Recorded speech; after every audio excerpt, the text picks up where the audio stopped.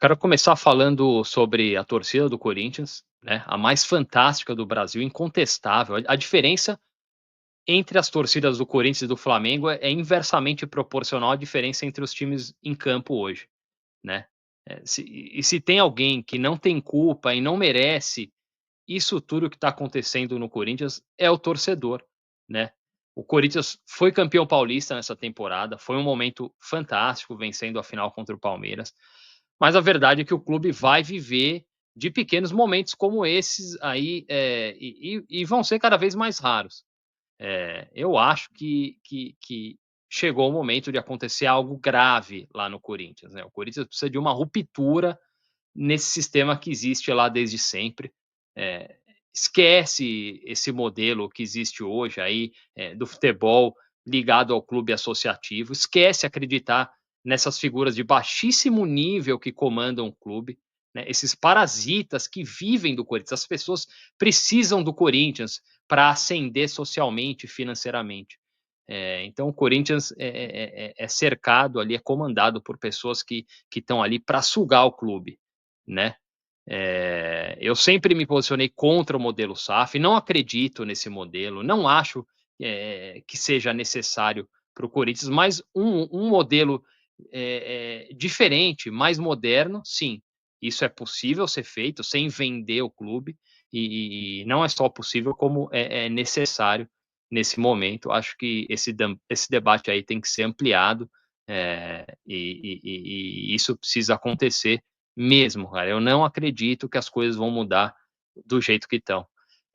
O jogo no campo foi uma tragédia anunciada. O Corinthians no Maracanã contra o Flamengo tem sido isso aí na maioria das vezes nos últimos anos, é impressionante, impressionante. O Corinthians é um time que não apresenta resistência nenhuma, né? Todo jogo contra o Flamengo parece a mesma coisa, falta planejamento tático, falta seriedade dos jogadores em campo. O Flamengo faz o quê? 1, 2 semanas perdeu para o Central Córdoba da Argentina em casa pela Libertadores. Por que o Corinthians se apresenta desse jeito que se apresentou hoje e sempre?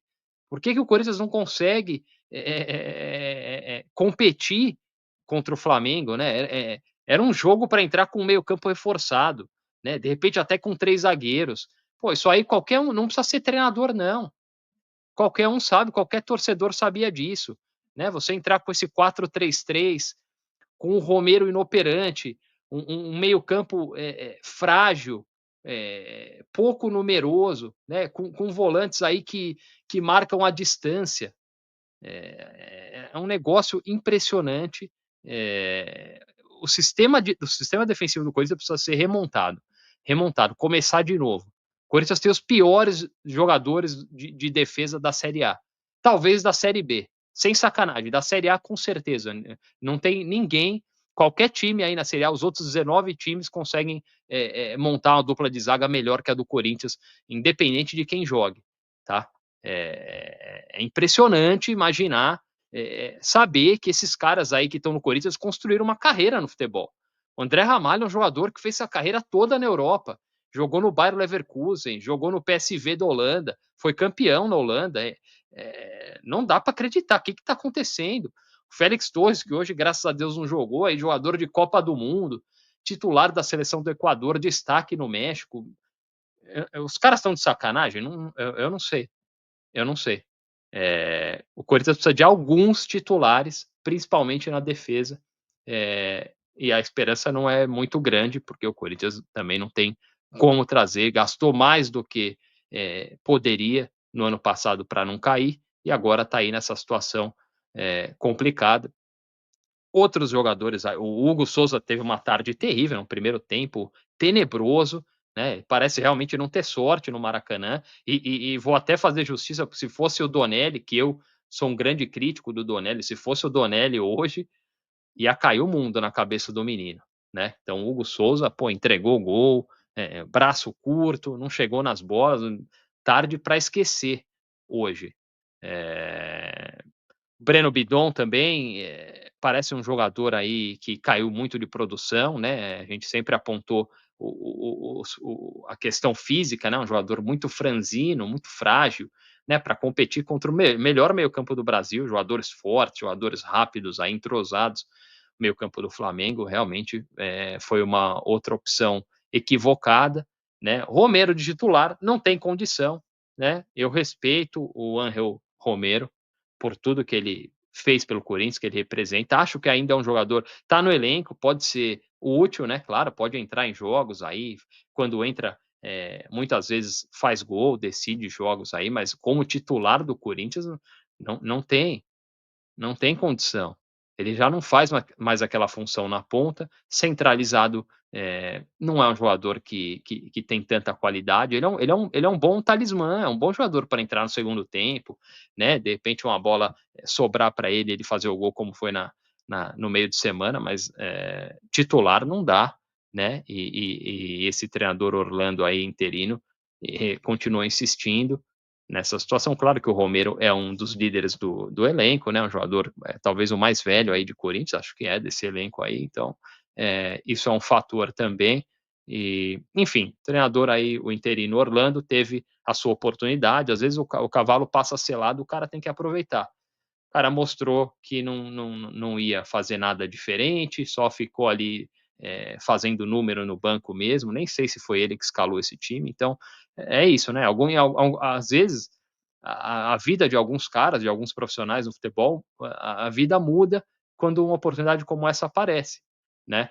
O Fábio Carilli foi assim, né? Ele teve uma oportunidade num momento super complicado do Corinthians, sem dinheiro, ali em 2017, né, com um elenco que era motivo de chacota na imprensa, né, a quarta força, e ele aproveitou e construiu uma carreira, o Fábio Carilli. O Eduardo Amorim, em 95, né, quando o Corinthians em 95, o Corinthians perde o Campeonato Brasileiro em 94 para o Palmeiras e em 95 começa a temporada com o Eduardo Amorim, que era um treinador, né, totalmente desconhecido, e ele monta um dos times que eu mais gosto, talvez seja o meu time preferido na história do Corinthians, nesses 40 anos que eu acompanho o Corinthians campeão paulista e campeão da Copa do Brasil em 95, mas o Orlando é mais um que não aproveitou e não vai deixar saudades. O jogo, o primeiro tempo começou, não deu nem para respirar. O Corinthians entrou desligado para variar, não tinha alternativa para sair para o jogo. O Flamengo dominava completamente, uma puta pressão inicial, né? O buraco no meio-campo do Corinthians era claro desde o início.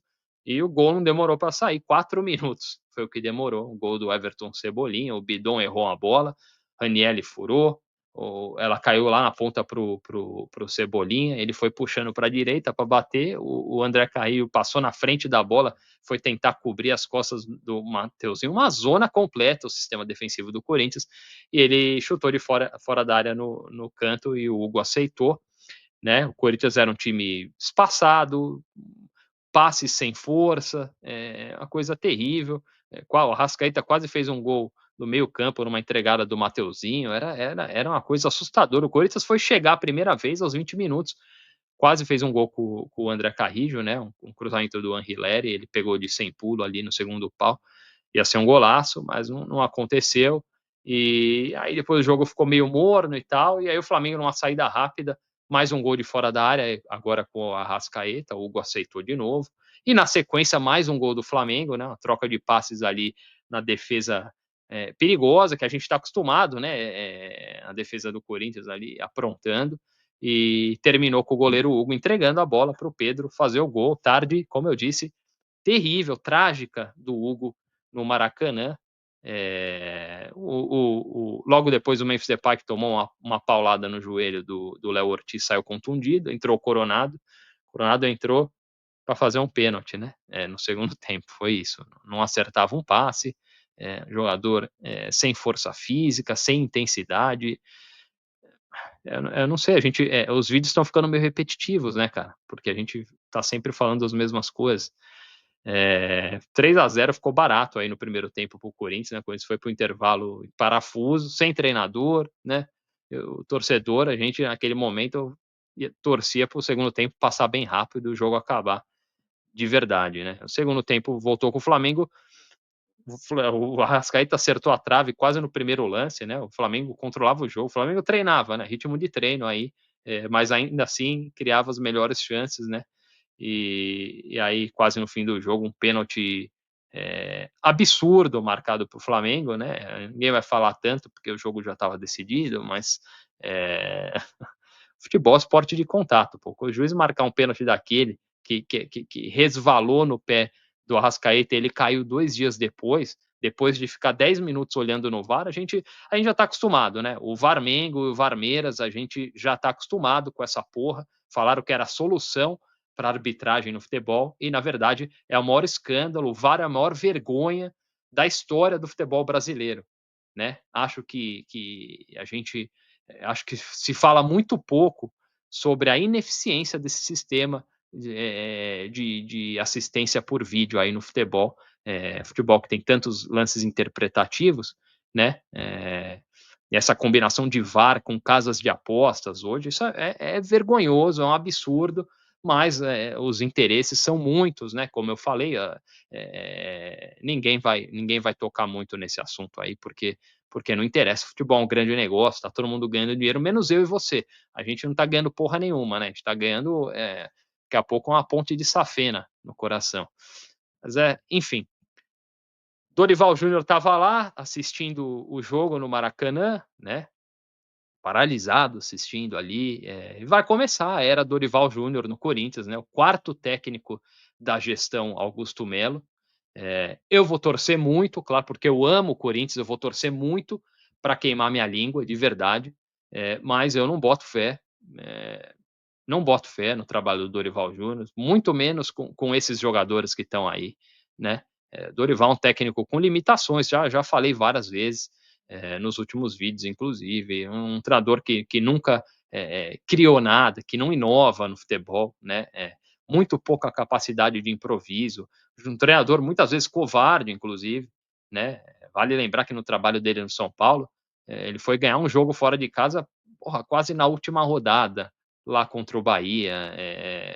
Enfim, como eu disse, eu espero muito, muito estar errado, mas vamos esperar. O Dorival deve estrear aí no próximo jogo, né? Contra o Novo Horizontino, fora de casa, estreia na Copa do Brasil.